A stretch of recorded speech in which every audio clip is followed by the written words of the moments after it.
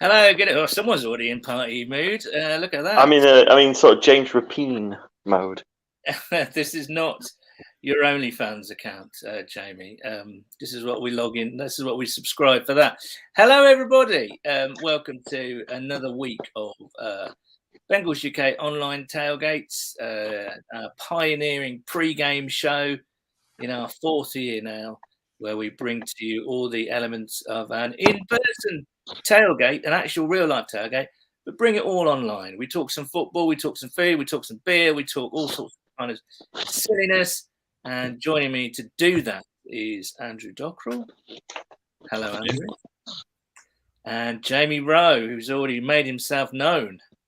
Hello, I'm also tidying my living room as I do this because I can just see bits of cushions and things that are showing in shots. So don't mind me while I do that.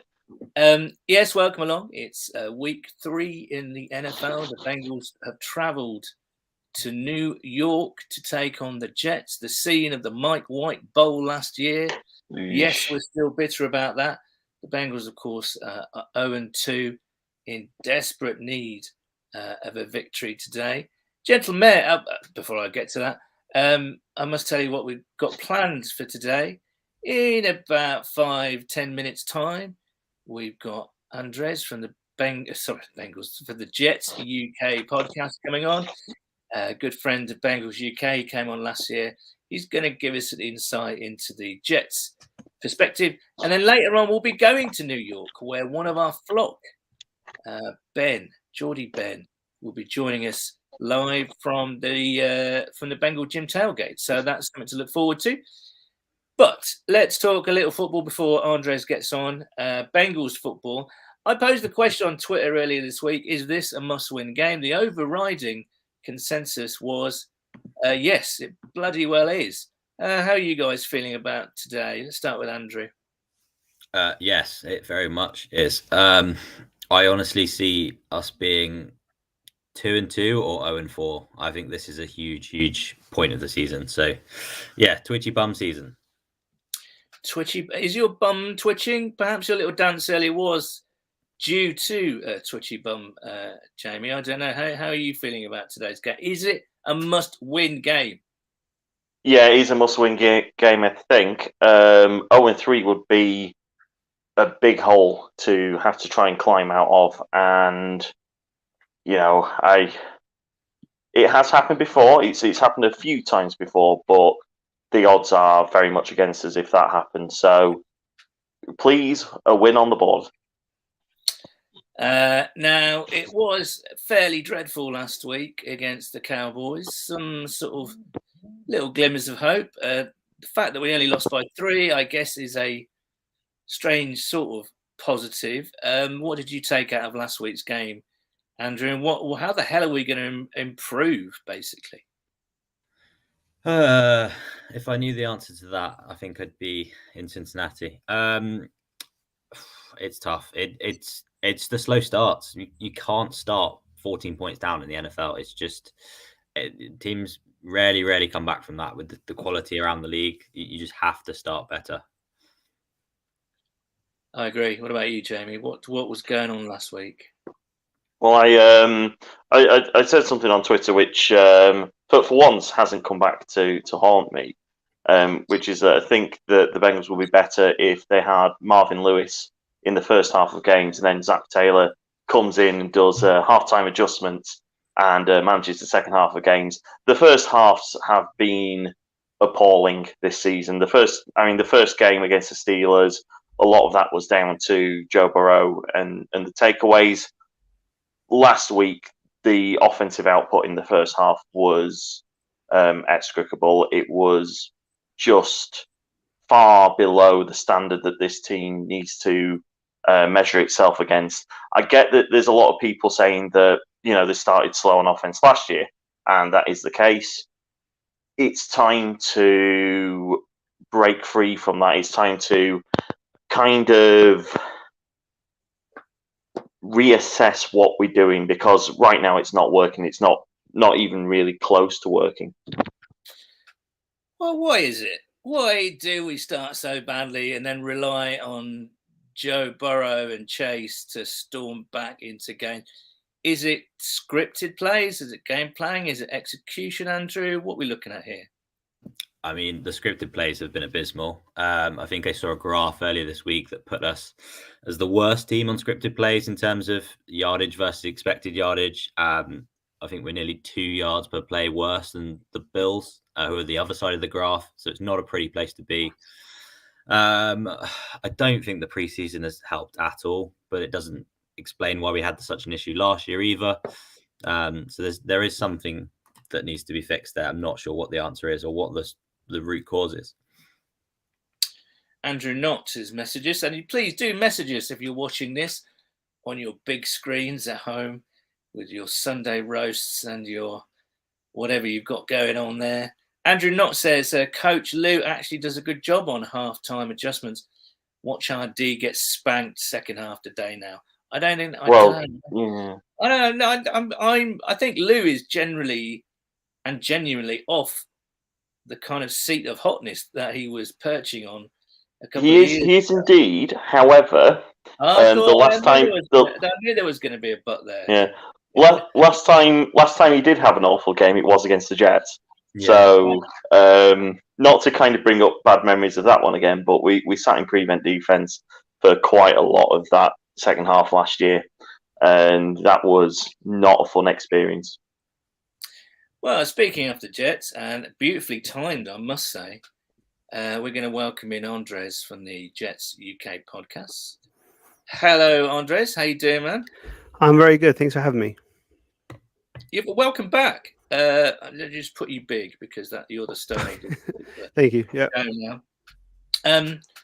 Thanks for coming on again, Andres. We haven't really spoken since last. You came on before the Jets game. Yeah. Jets Bengals last year.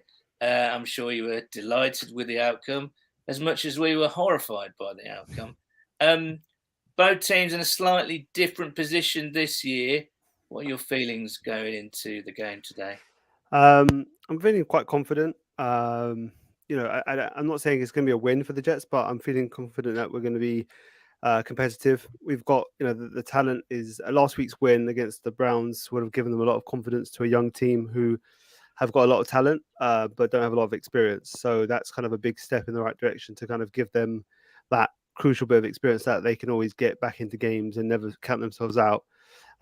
So I'm very excited to see how the young team kind of rallies around Joe Flacco, and it's probably going to be his last game. It looks like Zach's going to be back next week, so should be quite a fun one in MetLife again. Obviously, the scene of that great game last year for us, a very crazy game, very unexpected for everyone watching on both sides of the ball of the fan bases. But I'm looking forward to it. I think you guys are obviously, as we talked about with Jamie on our podcast earlier this week, it's a little bit of a hangover at the moment, and you've obviously got to try and get out of the muck a little bit.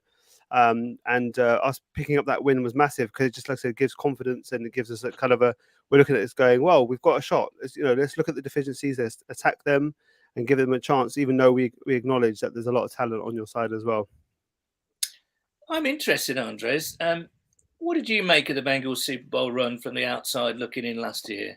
Were you kind of quite pleased? Because obviously we're lovely fellas and we've got a brilliant fan base and all that kind of stuff. But if I saw a team that wasn't usually in the mix for a Super Bowl, I'd be quite pleased about that personally, I think. Was that the same? Yeah. From the outside looking in for you guys? I can speak for me and my podcast co-hosts, on the Jets UK pod, and a lot of the sentiment in the UK community, especially, was that we were behind the Bengals. Everyone has their particular reasons for supporting different teams, but as far as I was speaking, most of the Jets fans were behind the Bengals because you guys were obviously picking the first overall pick the year before. You got Joe Burrow, obviously got injured, but you guys were almost like a blueprint of what a team can go from being, a pretty bad team to suddenly becoming a very good team in quick succession, and that you don't have to wait on a 5-year rebuild. So while I think it might have been a little bit ahead of time because, you guys just hit a certain bit of form and the great players just ascended to the top and got you through to the Super Bowl, it was just great to watch. It's what as a fan you always root for the underdog anyway. Generally, if you haven't got a stake in the game, so naturally, I was rooting for the Bengals up to in the Super Bowl as well. And obviously, it was a good game, and obviously that number 99 it proved what a great player he is for the Rams, and made the play. But yeah, I was definitely rooting for the Bengals in that situation, and I was happy you guys made it. Similarly, from an out, we will get to the Jets in a minute. Obviously, No, that's fine. I'm happy to talk. I'm interested from an outsider's point of view, and outsiders, with all due respect, you know what I mean, because we all inhabit our own little team bubbles as through that. Course. Yeah, the echo chamber. Yeah, for sure. Yeah. So from the outside looking in, what have you made of the Bengals? Can you see anything that's just going on? Because we are scratching our heads and trying to figure this out. I would say that whenever you bring in a lot of linemen, you get excited about their individual ability, but you're taking them out of a unit that they've been maybe established for, their former team, and you try and put them together, and it takes a while to gel. The Jets are currently doing that. We brought in Laken Tomlinson as well. We obviously bring in we had Dwayne Brown. He got injured to replace Mekhi Becton, but then we've also got a rookie at right tackle who's doing quite well. Our 4th round rookie has done quite well. So we're also gelling together. The first game against Baltimore was terrible. The next game, last week's game against Cleveland was a big step up in the right direction, even though it wasn't perfect. So when you have guys, even if you individually like the talent, the guys up front, which I know is a big issue for you guys, especially the tackles, you sometimes just need a bit of time to bed in for them to kind of find that coordination. And I don't know. I mean, Frank Pollock, he's your O-line coach. He's got a big reputation, but he was with us before, and it wasn't that good. Like, his reputation carried him through a little bit, but it wasn't. The performance with the Jets and of the line wasn't fantastic. So I don't know if that's the issue, but you're always going to have issues with the line. Obviously, we know the talent you've got at the skill positions. So I think you guys are going to be fine. In a couple of games, you'll probably look back and say the first 2 games were just gelling, the line's just gelling. And we hope that this one is still one where you guys are still not fully set and we can take advantage of that. But I think as you go forward, the line will get better and then the rest of it will click in. I'm interested in the Jets as well. Obviously, you played great against us last year. What strengths and weaknesses? Well, let's ask you first about the Bengals' connections on the team, because there are some. Kyle Lawson was unfortunately injured all last year. As Bengals fans, we all loved Kyle Lawson, but his durability was an issue. Obviously, you signed CJ, who was the heart and soul of our team last year. And then you've got Sauce Gardner at cornerback, very well known to Bengals fans because of his time with the Bearcats. So how are those guys doing this year? Carl is coming back quite well. He had the Achilles injury, which is, as we talked with Jamie on our podcast, it's probably the worst injury right now going in the NFL in terms of trying to recover. But he's looking good. He's every week he's looking better. Last week he made a key play that knocks the Browns out of field goal position, which obviously meant nothing down the line when Chubb scored again. But and the craziness started. But at the time we were trying to keep them away from getting that 2-possession field goal that would put it to 10-point lead. And he was key. He beat his guy off the mark, and it was great sack. He was like, okay, there you go. There's the start. And so he's getting back into form. And we've got other guys around on the line who can help him out. It's not all on him. So just we're happy with where he's at right now in terms of his recovery. CJ Uzomah's may make his debut. He's been injured, so he missed last week. He did play a little bit against the Ravens, but yeah, he'll be back, and I'm sure he'll be really wanting to play today. And I think he's questionable, but he's going to play, so you'll probably see him out. And yeah, he's been as advertised from what I heard about from Bengals fans. Where he's a real locker room guy, fantastic character in the room. He's got a very, very strong relationship with Zach Wilson already. And so maybe that established when Zach comes back next week, you're going to really start that takeoff in terms of his connection on the field will come into play. But yeah, and then Sauce Gardner, he has been everything you want from a 4th overall pick. He's got just crazy athleticism and length, but he's twitchy. that you would normally see from someone like Jair Alexander, you know, a shorter level, someone who's a shorter cornerback, but he's got obviously the length, but he's twitchy. It's just, he's a bit of a unicorn when it comes to that. And his study habits, team ethic, everything is what you want. So he's been fantastic. Now he goes up. Now the big emphasis on our podcast was obviously going to be his first big challenge, whether he goes up against T. Higgins or Jamar Chase. He's going to have his hands full, and we are really going to get a taste to see what Sauce is. And if he gets beat, we've said to the Jets fans, just relax. This is what he's, you know, it's a rookie year. Everyone's so excited. They're like, oh, you know, they're comparing him to the Revis 2009 year, where Revis kept all the litany of great wide receivers under 35 yards for the whole season. It was one of the greatest seasons that cornerbacks ever had. I'm like, can we not compare this guy's rookie year to it, even if we're really excited? So, yeah, we're really excited to see how he matches up against two fantastic receivers on the outside. Any questions for Andres, Jamie or Andrew? I just see obviously Salah plays a lot of kind of one high stuff with Lamarcus Joyner back there. Obviously, we've struggled a lot against the cover two this year. Do you think he changes up his game plan and goes to cover two, or do you think he backs his guys on the island on the corner with DJ Reed and Sauce? I think he'll mix up. I think he'll have a little bit of both, where he'll try to kind of he'll play what he wants to play normally, but I think he'll mix it up just to give Joe Burrow different looks as well, and kind of see what has been working. You know, implement a bit of that without completely abandoning what we like to do.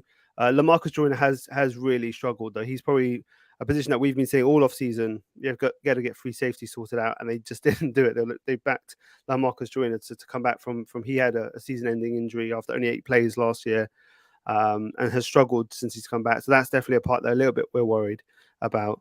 But I think they're not going to change up too much of what they like to do. They like to kind of rush for. They like to kind of keep the line to go for the attack. They like the linebackers to kind of be there to kind of be the second line defense, but really kind of just send the 4 and really don't blitz too much. But I think they might mix it a little. You know, I think he needs to learn to mix up a little bit, and we hope that we see it a little bit. And we did see a bit with the Browns where they were mixing looks a bit. So that's the one thing with the defense, has been a little bit plain compared to what we're doing offensively. Offensively, Mike LaFleur is doing a lot of interesting things where the defense is a little bit basic, and we want them to mix it up the looks a bit and make it a little bit more exotic. But Salah's MO is basically just, you know, do simple things at a high level, and so that's kind of what he wants to keep. So we'll see. We'll have to see how it goes in the next couple of weeks. Okay. Tell me. Oh, sorry, Paul. Tell me about a Jets player that, you know, Bengals fans at home might not be entirely aware of, that you think could be a massive factor in this game. I guess there's a few that people that might not know. I guess one that comes to mind is John Franklin Myers. Defense, he can play defensive end or inside as well, depending on the package they want to send at the Bengals. He's got one of the best pass rush rates in the league as of the first 2 weeks. Obviously, a small sample size, but he's a really good player, really, really good player. And we gave him his contract last year, you know, big contract last year.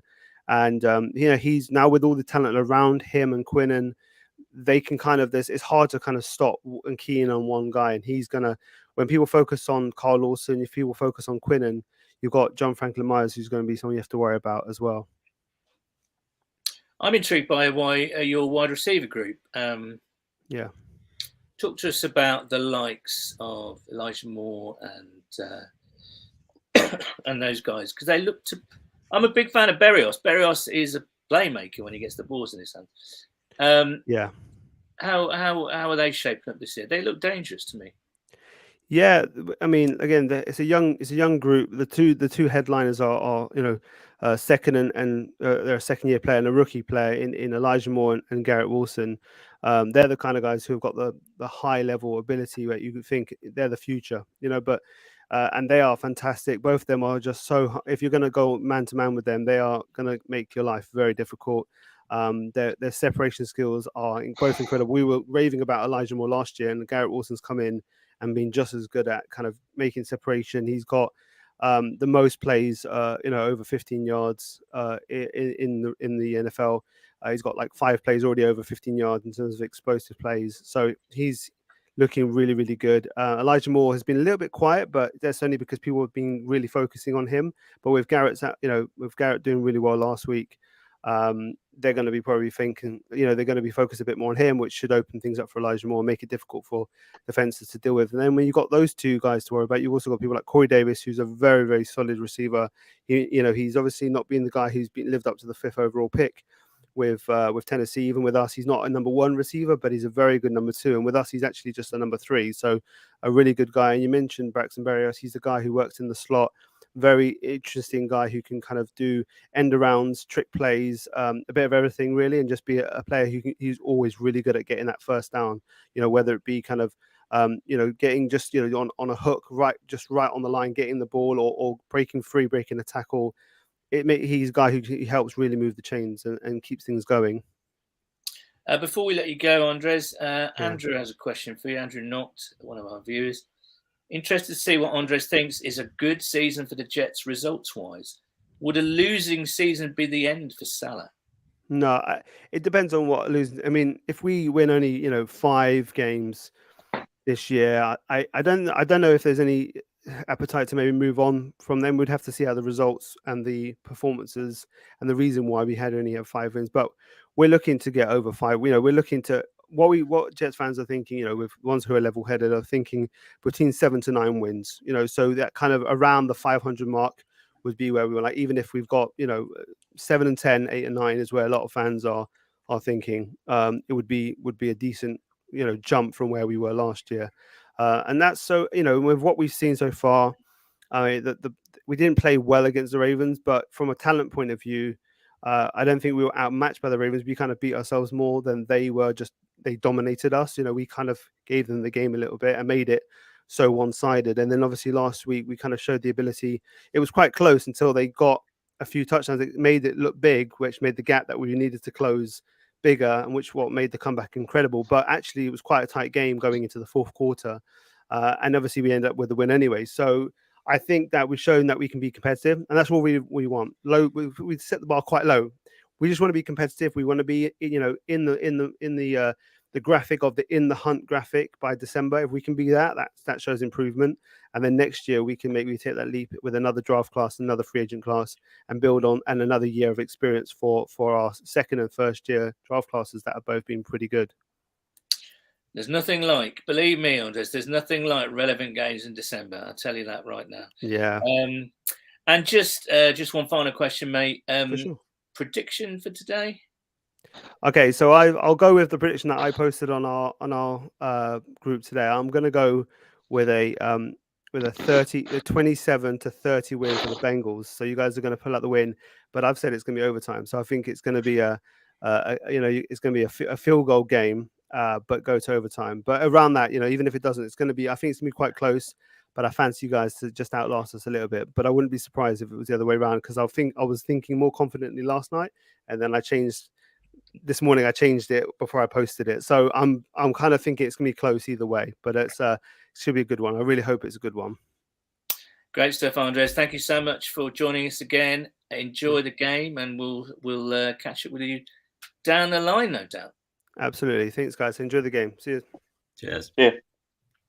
Well, there's our pal Andres from the Jets. What was your takeaways from that, Jamie? Another 3-point game is predicted there. I don't like that. It's been incredibly stressful for probably about 5 or 6 months being a Bengals fan now. So if we could possibly try to get a result that isn't that 3 points and it going all the way right down to the wire, I'd quite like that. It's. I just hope we get it sorted. I really do. I mean, I was surprised and shocked that he tipped us to score that many points, to be honest with you, the way things have gone the last couple of weeks. Andrew, what about you? What are your takes? You asked a very specific question about the secondary there. What did you take away from Andres' insight? Yeah, I think it's smart that if he sits in 3-1, that's a very bad decision. Like you said, LaMarcus Joyner hasn't been good, but it's been a lot of what they play. Like he said, Salah likes to do simple stuff well. So they run a lot of one high. And if they run one high against us, that's great for us. So I think it's smart if they move to 2-2. Obviously, Sauce DJ Reid are both really good kind of island corners on the sideline. DJ Reid's, I think, been as good, almost better than Sauce. So having them as lanes isn't terrible, but it's the problem of the high safety that's the issue there. So yeah, I expect them to cover too. And we've got Epidon who says, "Who day, guys? He's hoping the season starts today." Stevie D, still don't rate the Jets even after last week. Browns bottled it, not for the first time, Stevie D. James Munson, I want to see the Sauce today. You're not seeing it on this channel, James, that's for sure. And Christopher Patterson, hello, Chris. Got to get pressure on Flacco today. He's like a parked car, not going to move. And that's been a bit of an issue these past 2 weeks as well, getting pressure on quarterbacks. I mean, DJ Reid is playing at an elite level. I know I sound like a DJ Reid homer, but I really love DJ Reid, and I think he's been playing really, really well. And Hubbard came alive in the second half last week. But yeah, and Hendrickson's good, but we're getting some pressure, but not as much as last year, I don't think. I think the pressure up the middles. Oh, sorry, Andrew. Go on, Jimmy. I think the pressure up the middles kind of disappeared. So with Larry O leaving, we left with BJ Hill, who did well as in cameos last year. Hasn't shown it yet. There hasn't been much rotation for the 3 tech this year round. I've not noticed much, if that's the case. So yeah, it just feels a bit. It feels a bit anemic from the pass rush so far. Yeah, BJ Hill's been quite anonymous so far this year. Is that right to say, Andrew? Yeah, that was a risky contract. I think DJ Reid has hidden a bit of that. So that was kind of what I was going to say, is that only Aaron Donald has a higher pass rush win percentage than DJ Reid, which is an insane stat, given that's not his forte at all. But yeah, he's really, really been impressive in the middle, and kind of the only reason why we've been so good up front. So Chris is right. We've got to pressure Flacco. Joe Flacco has been very generous to us in the past when he was with the Bengals. So it's amusing to me that he's playing against us again. But he did well last week. He played to his limitations and hung in there, used his experience, and finished strongly. Yeah, he just doesn't. Let's finish him. Yeah, it just doesn't throw picks pretty much. That's kind of Flacco's game. Is he'll take sacks and he'll make bad reads, but he's not really a pick thrower. He doesn't throw balls into bad slots. He kind of knows his limitations. So I think even the amount of games he's played against us, he's still not in the top 50 kind of picks. Yeah, it's crazy, isn't it? Let's switch tack slightly. It's New York today. I've never been to New York. What's the best thing? And I know I know Jamie's been. Have you been to New York, Andrew? I've not. That's one that doesn't appeal to me. Just a bigger London. Ah, okay, that's interesting. Tell us out there what's the best thing you've eaten in New York, and Jamie, what's the best thing you've eaten in New York? Man, there's this. Well, I've got 2 answers to this. One is a kind of completely fatuous answer, and the other is my actual answer. My actual answer is there's a pizza place down the end of the road from my hotel. It's just a random pizza place in New York. Apparently, the favourite of Julianne Moore, the indie musician, because they had all of her pictures kind of taped up on the wall. I got a pizza. I didn't realize it was going to be like 20 inches, but it was, and it lasted me an entire weekend. It had German garlic sausage and something else on it, but it was magnificent. And the other answer I have of that is that there's a chippy in Lower Manhattan, so I had bat sausage and chips on one of the days, and it was dreadful. But I did it just for the kind of experience of it. I know there's also a chippy in Cincinnati as well, which I'm eager to try. Adjacent or inside, I think it is inside a British pub somewhere, or British themed pub. We're just waiting for Ben to come in live from New York. Chris Patterson has suggested pizza and bagels as well. No, I'm not a meat eater. So the whole pastrami thing doesn't, salt beef pastrami thing doesn't grab me. And of course, we had the guys on from the New York Deli on last year. Did that whet your appetite at all? Did you go out and buy a huge side of salt beef and loads of gherkins and stuff it into a bit of quality bread? I quite like pastrami. I quite like salt beef. It's not hugely high on my list of things that really whet my appetite, but I enjoyed having the deli guy on last year. I could nail a bagel if someone wanted to bring me one that was chock full of those things. Yeah, I would have to go for salmon and cream cheese, I think, on my bagel. What are you saying, Andrew? Yeah, I think I'm more of the salmon cream cheese classic guy than the salt beef bagels. Yeah.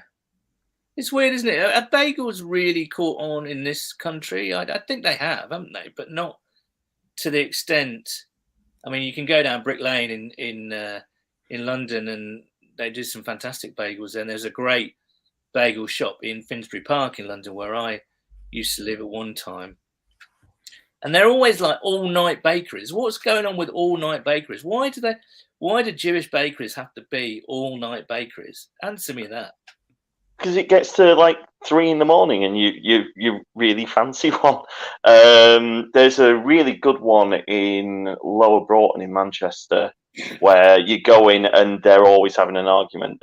Like there's about 5 people in there and they're kicking off at each other royally while they make your stuff.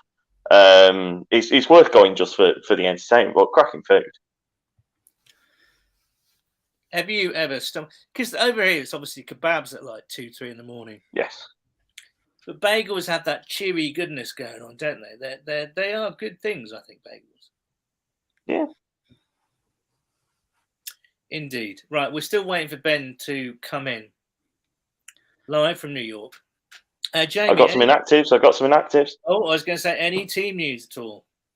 Well, here we go. So we have the inactives for this week: Travion Williams, Jermaine Pratt, sadly out, Deontay Smith, Jackson Carman, Drew Sample, who is out for a while, I think, and Jay Tefele.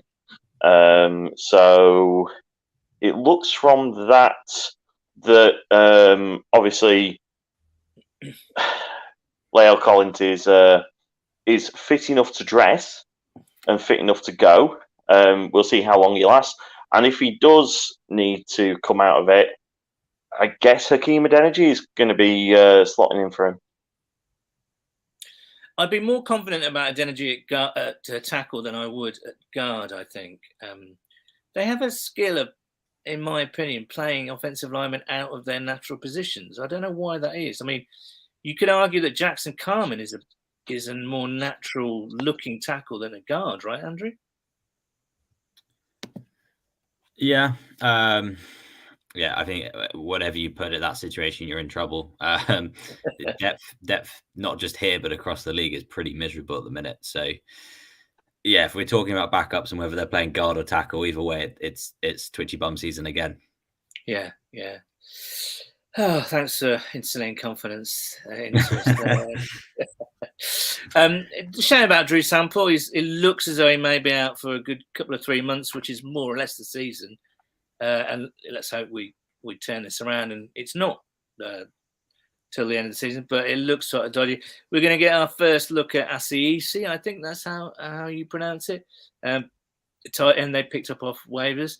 From what I've been hearing, is a big, solid guy, kind of an all-round kind of tight end, really. Would that be right to say? Yeah, we'll see a lot of him. I think we'll see a lot of Mitchell Wilcox as well, and maybe we get some jumbo looks. But Deontay Smith being out might change how we would usually do that. I don't know. I don't think Deontay's injured. I think he's a healthy scratch. So I don't know what's holding him out there, because I would feel that we'd need probably a little more depth on the O-line than we currently have. No, absolutely. Listen, while we're waiting for Ben to come in from New York, let's hear from Moz, our resident beer man, who's going to give us this week's recommendations. Hello, Bengals fans. Moz here with 2 more beer recommendations for you all.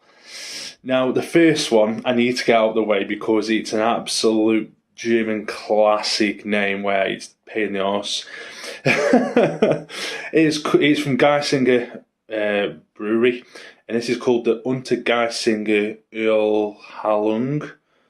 I've got it. The only problem is I can't remember the ABV now.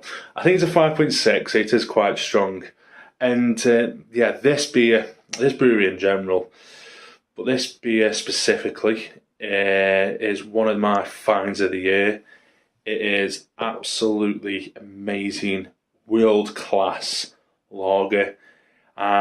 It's the most breadiest lager I've ever had. It is like, freshly baked bread. It is so bready. I literally call it the bread beer.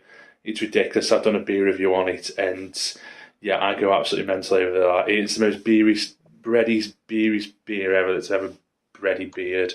It's ridiculous. It's an absolutely fantastic lager from a fantastic brewery. So you might be able to guess, I might be recommending a few more of their beers in the coming weeks.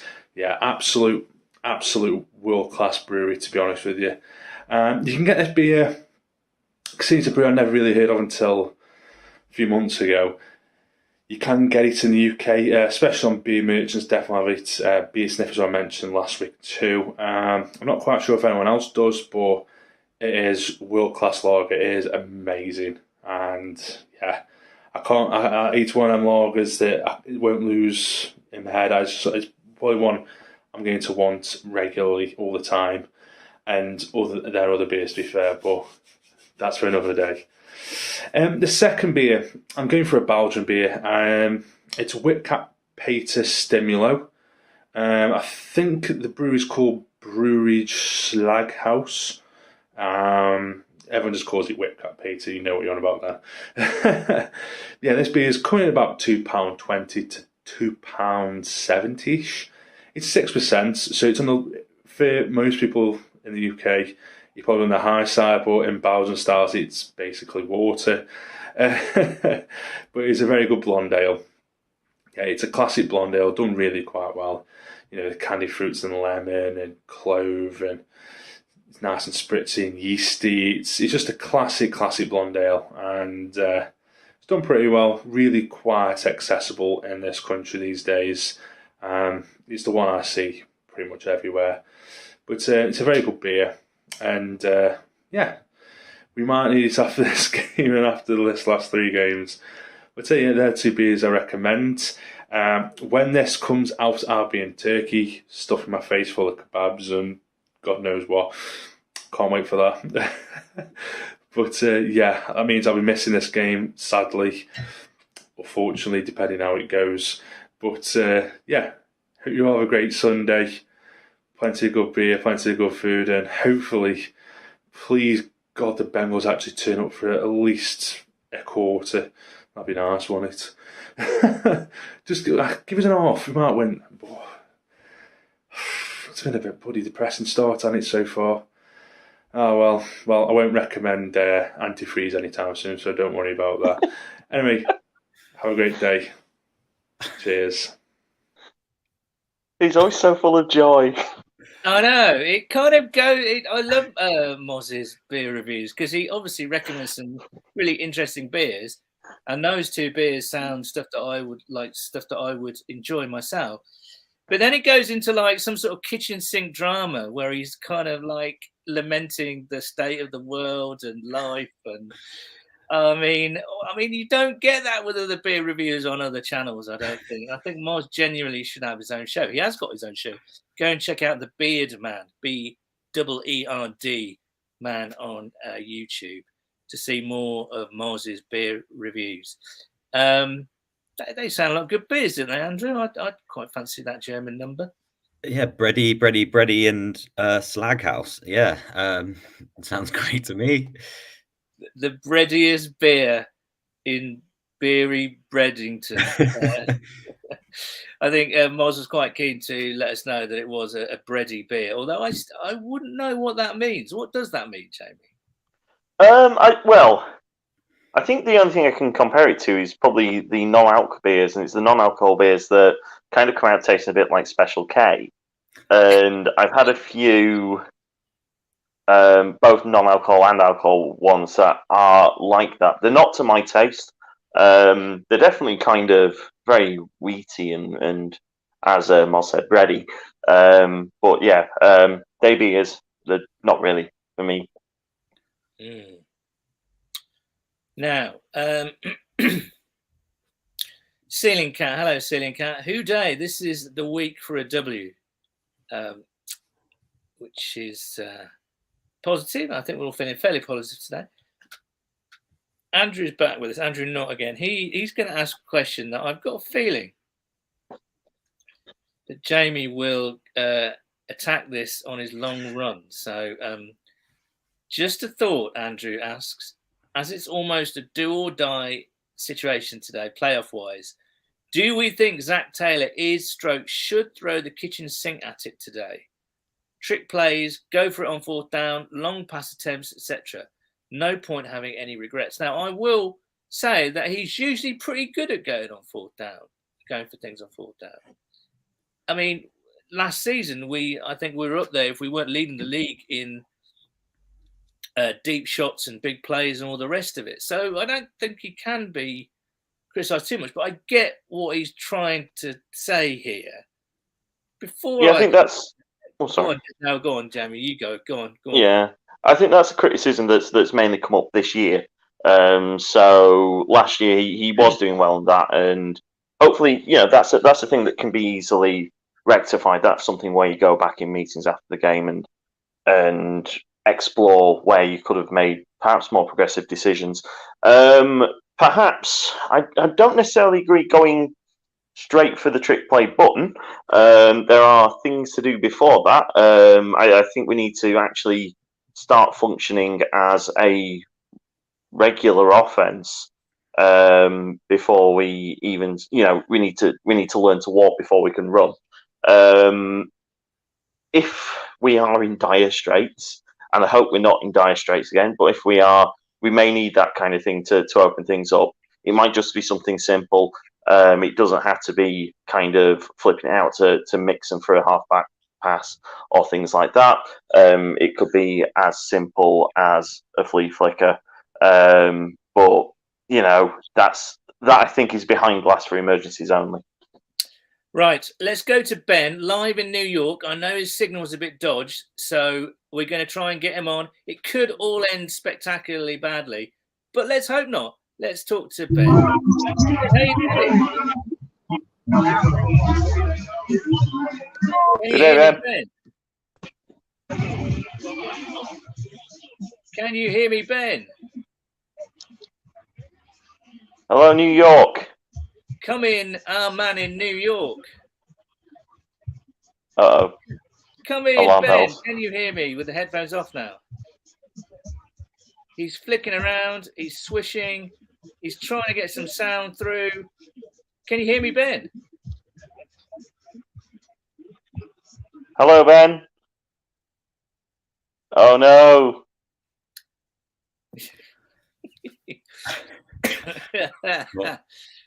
Oh, dear.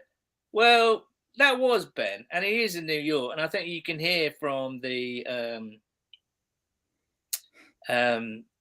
noise, and we do have some pictures of the tailgate out there that proves he is there. What a shame. I wanted to talk to Ben about the tailgate, but of course, Bengals Gym is there. How does Bengals Gym afford to go towards these places? I will never, ever know, but fair play to him. Let's just have a look at Ben in New York. There he is with Jim and Tony Dafftiger. There he is. Ben's a bit underdressed there, I think, don't you think, chaps? In terms I'm loving that coat. It is a good coat, though, isn't it? Yeah. I don't think I've ever seen that before. Why has he got that? Oh, he's trying again. He's trying again. Oh, let's go again.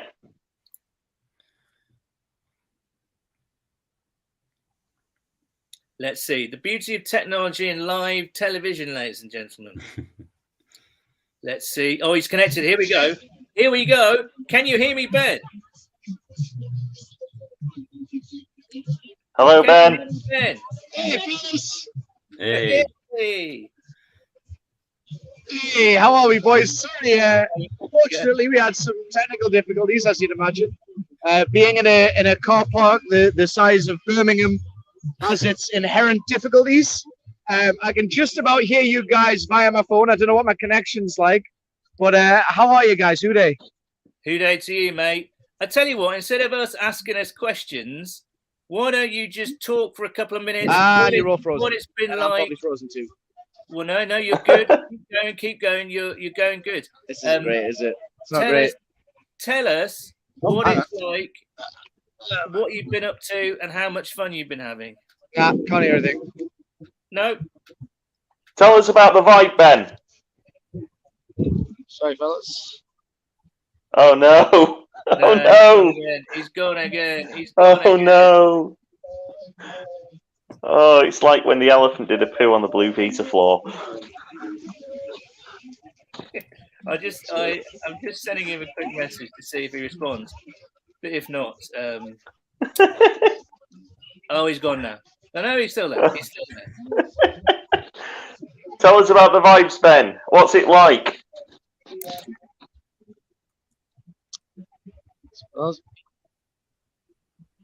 Oh, are you here? He's gone. He's given up. God love him. He's given up.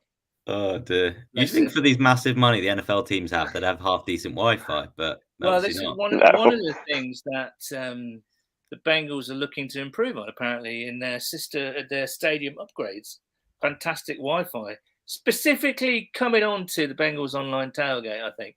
Well, that was a shame, but you can see that Ben is having a fine time out there.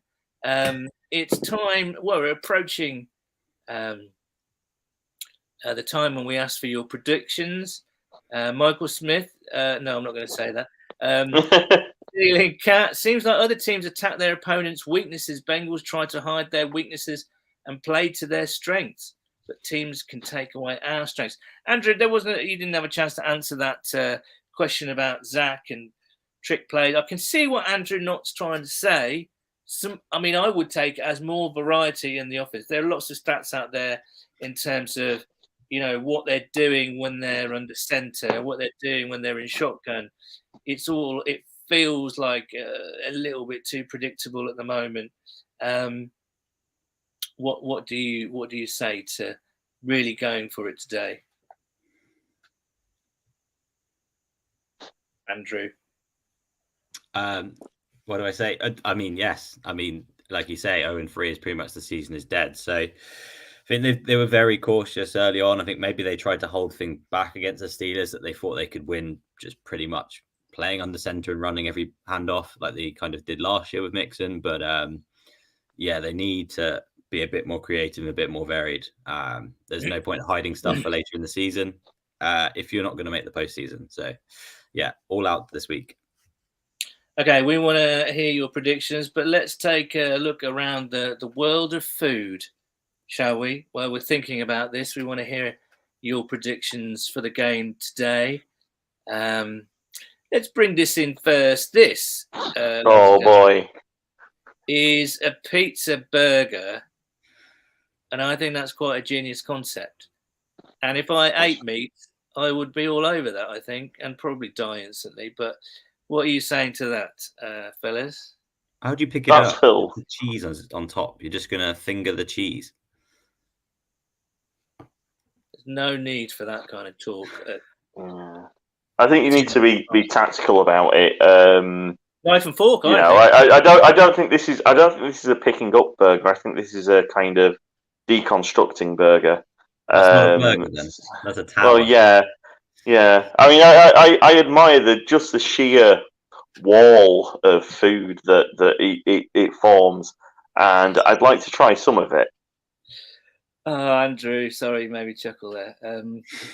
I want to see that as a hashtag next week for you, please. Okay, next one. Talking about cheese, it's we go to our pals at Skyline, who have concocted a Skyline chili cronut there. So I believe inside of that sort of donut-like structure is simmering chili, and then of course you've got the cheese on top, and you've got the onion on top as well. See, that could work. That would work, wouldn't it? It's a cry for help. It's a cry. I like Skyline. I really do like Skyline, but no, we're not having this as something that's acceptable. Oh, okay. I don't know. It's still a bread type of thing. It's still like a coney-ish, isn't it? I think that's one of those ones you bite into and you scald the roof of your mouth. Right. One of those McDonald's apple pies. Do you remember those? That kind of was molten lava inside. Right. What's next? I can't remember. Oh yeah, pumpkin. 'Tis the season now. We're officially into autumn or the fall now. Pumpkin spice flavored ramen noodles. I'm not sure about that. It's autumn, isn't it? So everything's pumpkin spice flavour. It might work. It might work. I don't hold great hopes for it, but if you're into your pumpkin spice, go for it. I think that's going to end up on one of those YouTube channels where, you know, they actually taste these awful things, and you know, we get to see someone kind of retching their way through that. Andrew, are you averse to the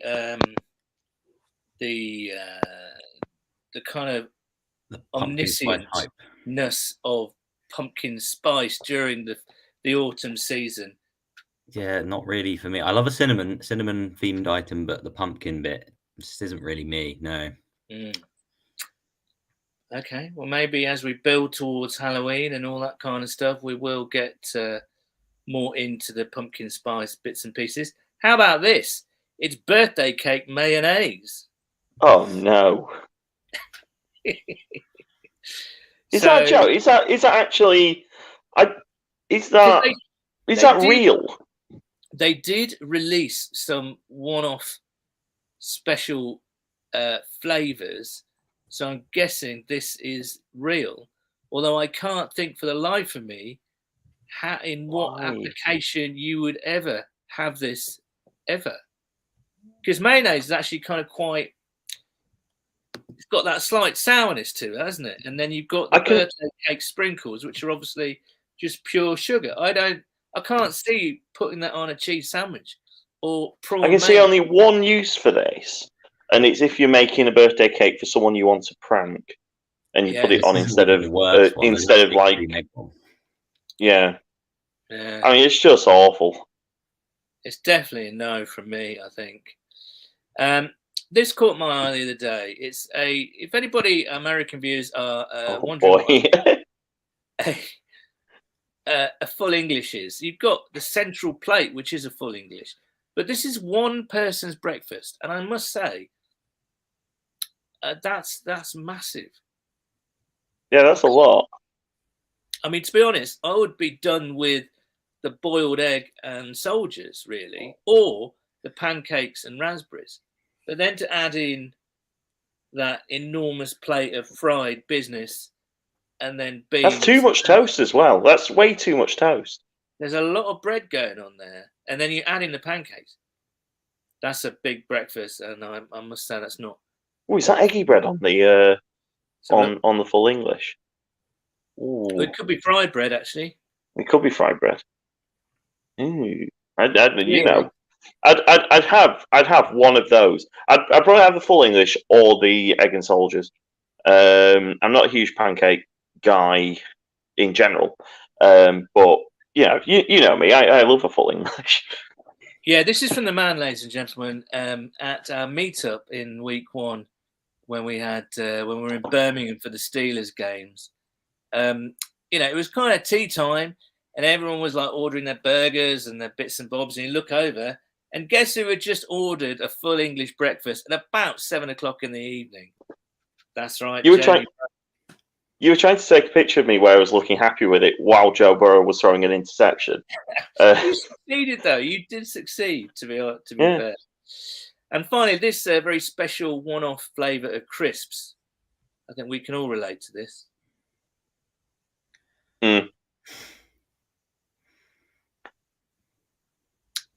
Yeah. Okay, so that's just doner kebab flavour, isn't it? That's basically doner kebab flavour. Right, there's your extraordinary food items for the week. Ceiling Cat says 24-23 Bengals. That's the only prediction that we've got. Come on, everybody. Come on, viewers. Let's hear your predictions. Andrew Knott says, where do you find this stuff, lads? Cleanse those hard drives sooner rather than later. I know, if someone wants to inspect my search history, then I think I'd be done for, to be honest. Michael Smith says there needs to be fried bread. I think we established there was some fried bread on that breakfast, but perhaps Mike is a particular fan of the fried bread substances. Andrew, you were quite quiet during that breakfast chat. What is your optimum? Well, Dan O'Neill says 98-2 Bengals. Yeah, cheers, Dan. I'd be quite happy with We're that. letting them get a safety.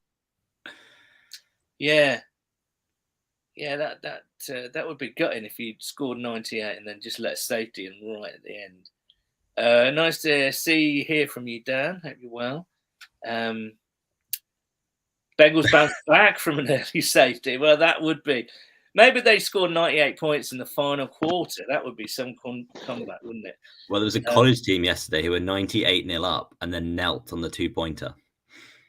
Did they? Who was that? Yeah. Stephen F. Austin, like a Division 3 school. But yeah, didn't fancy the 100-burger. Stephen F. Austin. Isn't he like the Bionic Man or something? No, that's way before your two time, isn't it? Really, showing my age there considerably. Ippy Don, okay, good. Let's go. 27-20 Bengals. That's more like it. Andrew, perfect bread assemblage. What would you go for? Sorry, perfect breakfast. Did I say bread or breakfast? I can't remember.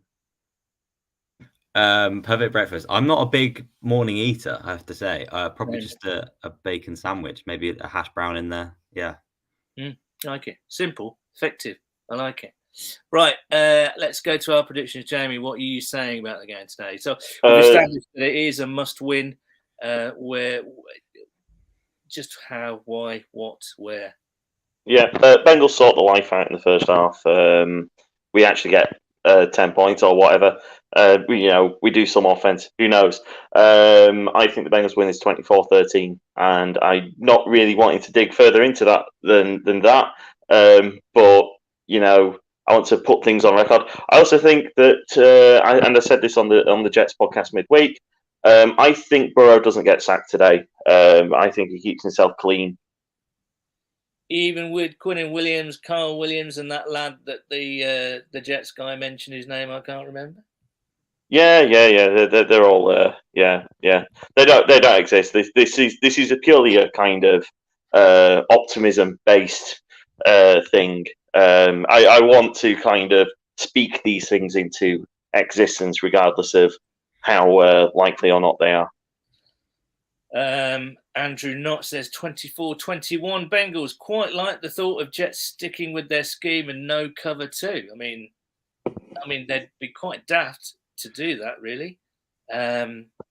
Kid on the Mountain, season-defining game today. Joey B and the team to deliver. Bengals to win by 10. Now then.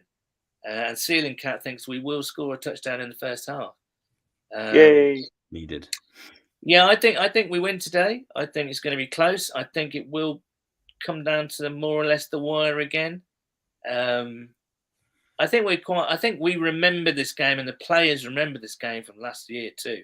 It's not just about their